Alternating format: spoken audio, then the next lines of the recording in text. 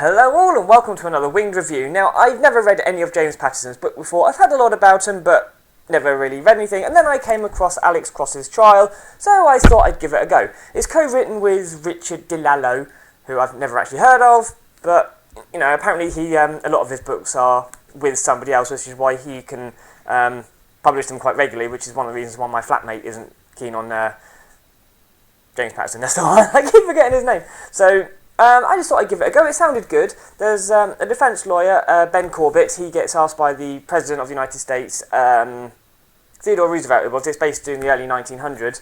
Apparently, there's a town, Eudora, which is where Ben actually comes from. They've had problems with lynchings, racial problems, and all that. So Ben gets asked to go in there to investigate to see what the situation is actually like, and it's just about following him and what goes on. Of course, there is a big problem down in Eudora with the separation of the classes, not races and all rather. So he sort of reports back, and there are a few nasty moments with lynchings, beatings, murders, and all that sort of thing, and some rather nice court cases, because where it's, you know, whites murdered black, and it is the whole thing, is it really a crime, because it's the whole racist thing. Although slavery and the KKK and all that has been outlawed by this point, it's still a big problem, which is why Ben needs to go in and have a look around.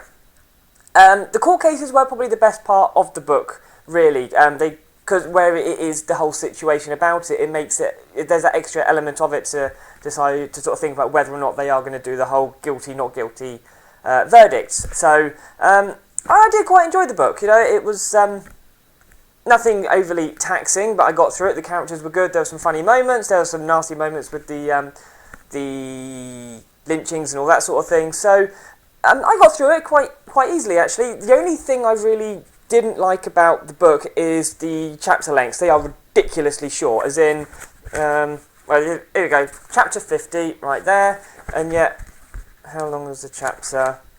There you go, there's the end of the chapter there, so less than 3 pages, and then you're already on chapter 51, and it's like that the entire way through the book. Let's just get another one, right, chapter 28, there you go, chapter 29. Again, 3 pages. And most of the chapters were 3 pages. Some were 2 pages. I actually had one chapter where it went onto a 4th page, and it was actually a surprise. Like, ooh, a long chapter, because it was 4 pages.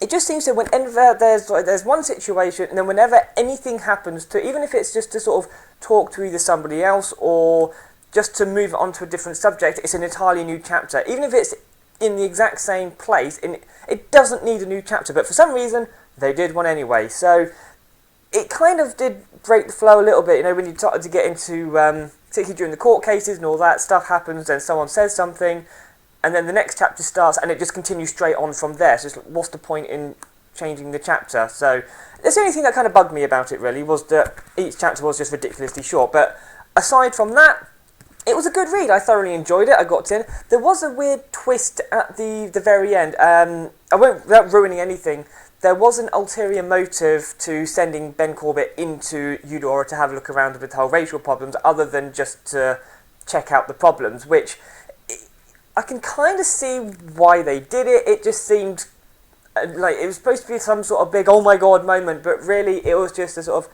oh, okay. So if it was supposed to be this big random twist at the end, it didn't really work, so that was a bit of a fail.